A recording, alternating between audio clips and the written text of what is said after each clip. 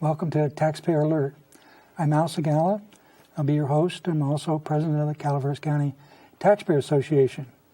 We've done many programs now, all of them interesting.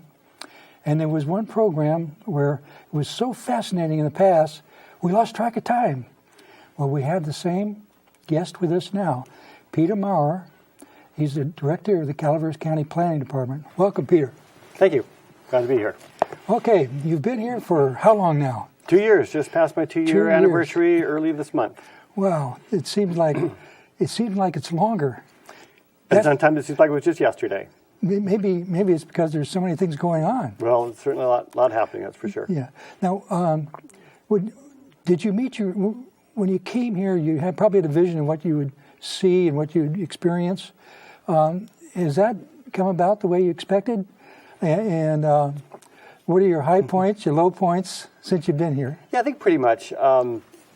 Probably the biggest frustration is just how long it's taken to get some of the stuff done. You know, the general plan, obviously the number one priority for the department, for my position as well. And it just, a lot more than I had anticipated. I thought we'd be closer to being done by now, but we're working through the process, and we're getting there slowly but surely. That's probably been the biggest frustration. Other than that, no, it's been pretty much what I expected. I have a great staff, joy to work with. We just hired 2 new people, so we've filled out the complete staff now, and they're working out really well, helping to move things through the process a little more quickly. So that's a good benefit. Well, of course, we had to piggyback on that from the taxpayer's point of view. If you hired 2 new staff, do you have enough income to support that? Oh, yes. Okay. I'm pretty frugal with my budget, so I make sure that we don't go over, and we've always been able to return money back to the general fund. So, well, that's really a good thing, and taxpayers appreciate that. I understand most of your budget comes from fees that you charge. No, applicants? actually, only a very small portion of our budget comes from fees. Really? It's about 7%. Most of it's general fund. Oh, I see. So if the development process is slow, it doesn't affect your budget, except for 7%. Yeah, it's still, it's a significant amount, but no, it doesn't make that much of a difference. Okay. Well, as we look at the biggest problem, or not problem, but the biggest challenge we seem to have is the general plan update, which has been going on for a long time now. 8 years, is that correct? Sounds about right. It's been 2 years for me, and that's all that really counts as far as I'm concerned. But no, that's not true, because a lot of work was done previously. And maybe that's a good time to talk about an issue that's been out there for a while, the Mintier Harnish plan. Yes. And a lot of people have been asking, let's look at that, let's see that. And my position on that is we've moved past that. We used that document. It was submitted to the county back in 2012. My predecessor looked at it, said, well, there's some good stuff in here, but it's not ready for public review. It needed a lot of changes. That person made changes. The next person made more changes. I looked at their work. I made more changes on top of that, and that was the plan that was released last December, a year ago, 2014, when we released the draft general plan then. So it was building on that plan. But to go back to that draft would just be stepping backwards, and we're trying to move forward on that. So it's a little sidetracked there, but we're making progress on that, and it's been a long haul, but a lot of different hands in the pie making that. Hopefully we can wrap this up. The Planning Commission has been spending the last 6 months or so going through on weekly hearings, reviewing the draft plan, all the policies, literally line by line, making modifications to it as they see fit. That will be wrapped up within the next month or so as far as the text of the various elements. We've got the public facilities and services element coming up next week, and then in April we'll be finalizing things with the safety element. Once that's done, then we'll go back into the community plans, and there was a lot of work done on those, a lot of community effort put into that. Some of it was fairly uniformly accepted. Others, it wasn't quite so clear as the direction the community wanted to go. So those that we can incorporate into the general plan, we'll do that. That'll be the next step of the process. We agreed, we met with the board last summer There was a joint board planning commission hearing at the town hall. A lot of people showed up for that. And the board directed me and agreed that we could incorporate some of those plans, but to get sidetracked in some of the more controversial community plans would just sidetrack us from the job of getting the general plan itself done. And there's reasons we need to do that. There's some risk that we could be sued over the adequacy of the plan. I mean, we have a plan in place right now. The 96 plan is still a valid plan. No court has ruled that it's invalid. So that's the plan that we're operating under right now. But there is some concern that it needs some fixing. There's some provisions in it that are outdated, and that's what we're working on right now, just to bring our plan into conformance with the state law and to the realities, to today's economy and today's needs for this community. So we're working forward with that. Once we get done with the community plans, then the last step in the process before it goes back to the board will be relooking at the general plan land use map. That's really where the rubber hits the road. That's where people say, how's this affecting me? The policies, the policy wonks in planning world, they like to look at that stuff. For most people, is what does it have for my property? Do I get 5-acre parcels or 20-acre parcels? Is it commercial or industrial? And so that'll be an interesting process. We'll probably have a number of hearings. We'll be notifying everyone that had requested a change from the land use map. We'll probably be making some of those changes up front. I'll be reviewing that map before we go back to the Planning Commission, providing another revised version of it. They will make additional changes. The public will have an opportunity to speak. Individual property owners can get up and say, well, here's the reason why I think my property should be this designation. And once that's all done, then we finally have sort of a complete package. And it's been reviewed by the Planning Commission, and we'll go to the board. Hopefully the board won't go through a full repeat of the process, but they could. But we want to make sure that we are in a position of having a draft general plan that is acceptable to the elected officials, because then we start the EIR process. Right. And that will be a fairly lengthy process, 8-9 months minimum. We don't want to have to do that twice. Right. And so we want to make sure that the plan that we're moving on is the one that the board wants to move forward with. All right. I think there will be changes, there will be tweaks, we'll have some mitigation measures we'll look at and say, well, maybe we should add this, but hopefully we won't make a lot of changes once we have the what we call the project description completed. one of the things that the Taxpayer Association is concerned about is protection of property rights. And we're delighted that actually a clause was in the general plan for just that purpose. Well, the Planning Commission added some language under the vision statement that talked about property rights. The Commission seems to think that's a very important component of the plan, and so they've been looking at those policies and keeping that in mind as they go through. There's some basic guiding principles that they adopted, and the board followed up and adopted those as well. And that's been the basis of some of the changes that the Commission have been making. Yeah. So we're getting our money's worth with the Planning Commission, and they're actually doing a hard work and good job. Well, they've been working very hard. There's differing opinions on the end result, but that's the whole political process. Is that people are elected for certain reasons, and they've got their opinions and the direction they want to go. And this is the commission that we have right now, and that's the direction that the county is moving in. All right, that's interesting. So. It looks like one of the hot button topics that we're dealing with is marijuana laws, and apparently this is not just the sheriff that's involved, it's also the planning department. Well, it's really almost every department in the county. We've got the sheriff, we've got the district attorney, we've got planning department, we've got building, we've got environmental health, county council's involved, so it's a large effort. The new state laws that just passed, MRSA, the Medical Marijuana Regulation and Safety Act, I believe it's called, SB 266, plus some other side bills, created a system for regulating the various commercial aspects as well as cultivation of medical marijuana.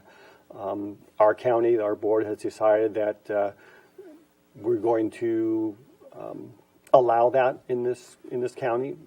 One of the more liberal approaches to regulating marijuana. A lot of other jurisdictions have decided to ban it or severely limit what's allowed, but our board has decided that they want to allow it. We're working on the regulations right now. to what degree will it be allowed, what kind of permits are going to be required. And we're really looking at what's it going to cost the county and what are the benefits of the county. The county can adopt a fee, a tax, basically. Well, let me step back. So there's two types of revenue sources: the fees to process the various applications, but we can only charge the actual cost of that. So there's no increase. It's basically as a wash there. And usually we end up, as we talked earlier about. No, that was a different conversation. But general plan budget. Yeah, but the fee revenue that we get for processing applications only covers a small part of our operations. The rest is general funded. And the fees that we collect to process the applications can only pay for that. We can't charge more than that. Right. But the county has the ability to pass a tax that would then go into the general fund, or it could be earmarked for a special fund if the county wanted to go that way. It has to be adopted by the voters, so if the board adopts a tax, then it is put on the ballot, and so that may be a potential revenue source for the county. Like a sales tax. It would be like a sales tax or use tax or something like that. And so, that's one thought that the board is probably considering. In fact, they directed us to go ahead and create that, work on that so we can get something like that on the ballot in the future. The other component of that is that, there are a lot of growers in the county, and they, give their business to local businessmen, plumbing supply people and funnels and gardening supplies and the restaurants and the stores. And so, they're a component of our economy. And there's not a lot else going on right now, unfortunately. So, that's my guess of why the board decided, it's here, we might as well embrace it. Let's make sure it's regulated to be safe, to be appropriate, which communities, which zones it should be allowed in. And also then to hopefully weed out the more illegal, the growers that really don't care about the community. Like cartels? The cartel, they're just people that are just, not really that interested. How many growers do you think there are in the county? It's hard to say. I've heard estimates of 800 to 1,000. I don't know if that's accurate or not, but it's I heard something similar. Yeah. And we certainly saw a lot of grow sites when we were doing inspections after the fire. A lot of places up in that part of the county, particularly that they're more remote areas. More remote areas in the rural parts of the county that. We had some history about prohibition, alcohol prohibition, and I think we learned some lessons about how you create black markets and the connection with crime to black markets. So apparently, black markets do create crime. Well, I don't know. I haven't done any history on that, but there's certainly crime associated with illegal cultivation right now. Yeah. And we're hoping that maybe by good regulations we can weed some of that out. Whenever there's a lot of money to be made in something, there's going to be people that are looking for ways to grab at that, without doing the work themselves. So. You got thieves that steal other people's product. Well, between the product and there's the money involved in it, it has a lot of potential. And I know that it's still a very controversial issue. There's a number of people in the community that just don't want it at all, don't want it in their community. There are negative effects associated with the whole cultivation. There's water issues. There's odor issues. Those are the things we'll have to be looking at next. Yeah. We'll be doing an environmental review of the proposed ordinance and just what the effects, traffic on the roads and chemicals in the soil, all those kind of things we'll need to look at closely and see how can we regulate that, how can we protect our environment, protect our neighborhoods, protect the children in the communities. Yeah, well, that makes sense, and it's a good thing if as long as the property rights of the farmers are also respected, and you have harmony then. Yeah, well, we're in an awkward situation where it's illegal by federal law, it's allowed in some regards by state law, and the county, the local governments are sort of stuck in the middle between the state saying you have to allow it and the feds saying no, it's prohibited, and then different community positions as well. That is an interesting topic. The federal government apparently needs to follow the Constitution, but sometimes it doesn't do that. And when it doesn't follow the Constitution, and there's no problem as long as the states and the people agree, the federal government do anything. and not following the Constitution, which it does. But when it conflicts with state law, it has a problem. State law supersedes unconstitutional federal law. That's why the federal government would never raid a cannabis shop or anything like that. They can't do it if it's legal within the state. And a lot of people don't realize that the federal government really has limits on what it can do, and those limits are in the Constitution. And if the states enforce, or they can nullify activities that the federal government does that are not allowed in the Constitution. That's the 10th Amendment. And it's a good thing because it puts a little check and balance so we don't turn into something horrible like Nazi Germany or Soviet Union. It can't happen as long as we have the Constitution. That little side thought. Okay, so apparently, when do you think the marijuana law issue would be resolved and be behind us? Well, it's unclear right now. It depends on how long it takes to do the environmental review and how thorough we need to be on that. It will probably be several months before we can get that done. We have to look at, like I said, things like water impacts and an estimate of how many growers are going to be out there, what's coming. There's a likelihood or a possibility that there'll be something on the ballot in November that would legalize marijuana for recreational purposes. If that happens, that could really change the dynamic a lot, and so we want to sort of try to anticipate that to some degree. It's hard. Your crystal ball is not that clear, so it's hard to know exactly what's going to happen. But we want to be able to be, in a position where if that does happen, we don't have to recreate everything. Yeah. So a couple of months of environmental review still, then we go through hearings with the Planning Commission and then ultimately the board. So it may be as early as next summer or this coming summer that ordinance will be in place. It may be later in the fall. I don't know at this point. It really depends on how long it takes. Would this law legalizing recreational marijuana, would that likely come up in the November ballot?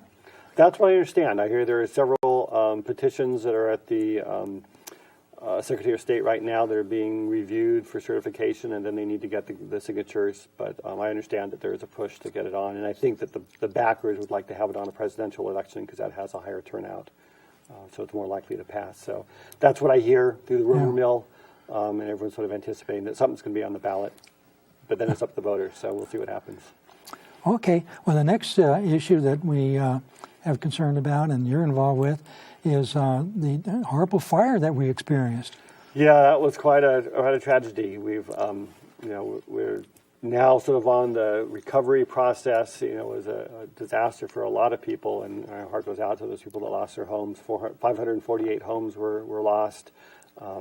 We're just about wrapped up with the cleanup, the debris removal process, and now we're sort of really beginning to see the pickup on the rebuilding as the building season's on us. So I just met earlier with our public information officer, the tax collector, building official, environmental health officer, and we're looking at a way to try to help out the folks, streamline the process, get them,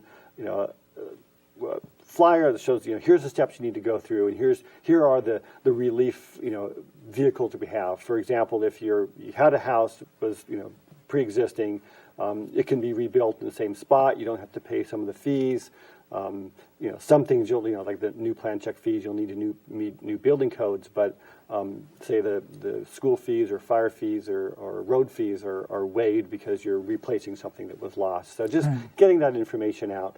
We're seeing a lot of activity at our counter of people that are submitting building permits to rebuild, and that goes through building and planning. We check for zoning and check for that kind of compliance. So that's going to be, keep everyone pretty busy for a while. Unfortunately, a lot of people are deciding, they don't want to rebuild, at least not in that location. So maybe they had a house or up out of There's no fire danger anymore. Well, but you're living in a burnt out, disaster zone. It looks like a moonscape. So maybe they'll buy property in McCollum Hill or in Valley Springs or somewhere else. Or unfortunately, a lot of people are moving out of the county as well. So we'll be facing that issue for a while, seeing how that dynamic works. Do we lose population? Does it sort of stay, the same? And the other thing we're seeing is a lot of medical marijuana growers coming in, snapping up properties. I Yeah. met with the Realtors Association last week, and that was the only one thing we talked about was, what's happening with medical marijuana. And That was a very good talk, by the way. 95% of the buyers are, looking for land to grow marijuana on. Yeah. So it's really changing the dynamic of the county right now. Of the 548 homes that were lost, do you have an idea how many are being rebuilt? I don't at this point. We a few weeks ago, I think we had something like 75 building permit applications, but those would come in at any time over the next couple of years. They may not be in that area. Maybe a different area. It's hard to say at this point in time. Okay. Yeah, I know. As a real estate professional, I've gotten a lot of calls every day, 2 or 3 of them, to looking for land in those burnt areas. Mm-hmm. So the rebuilding process is really a good thing. Yeah. It'd be sad if nobody wanted to go there. Well, I It think became a ghost town. Yeah, there are clearly people that maybe the property burned, but it wasn't wholly destroyed. Their house was lost, but they can rebuild, and things will come back. There are other properties up there that were just decimated, and you just why would you want to live there? And all it would do is just bring back horrible memories. Right. So I could see why some people may choose to rebuild somewhere else, Yeah. or just move altogether. If you plant a tree, it takes quite a while to enjoy that tree when it's tall. Yeah, the green And grass. then you die. Well, the green grass and the smaller flowers will come back pretty soon, but it'll Yeah. take a long time to be back into the forested state that it was Right. in before. That's another big issue that we're looking at right now. Part of the reason the fire was so devastating is because of the drought, but the forest is in a real state of Neglect.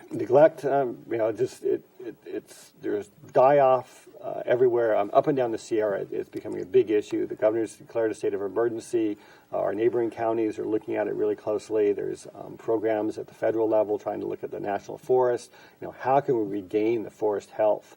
And I think that maybe this is sort of a wake-up call. Maybe this will be the silver lining that we get out of this disaster, that we really look at our forests and see how we can manage them to a point where they're more resilient to fire. Still the beautiful forests that we have and we love. One of the reasons why we all live up here is because of the beauty of the county.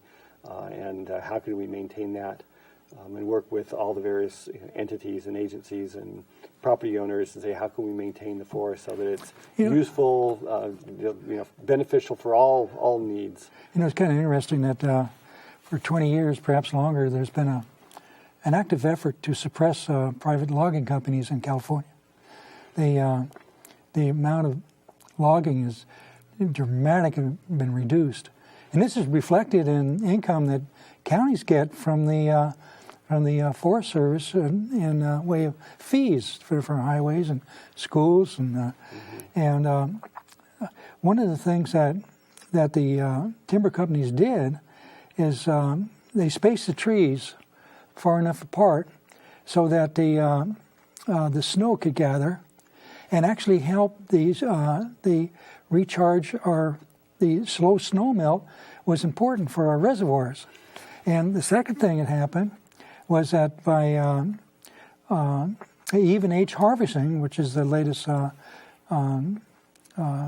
level of good forestry, they're able to double or triple the production of the timber, and also have a fire-safe environment because of the spacing. The trees love that sunshine, and then when you have them too close together, then you have that fuel buildup, the dying trees, and then you have to go in with usually taxpayer expense and try to thin it out, which they're doing now, and in order to get that spacing and to reduce the fuel load.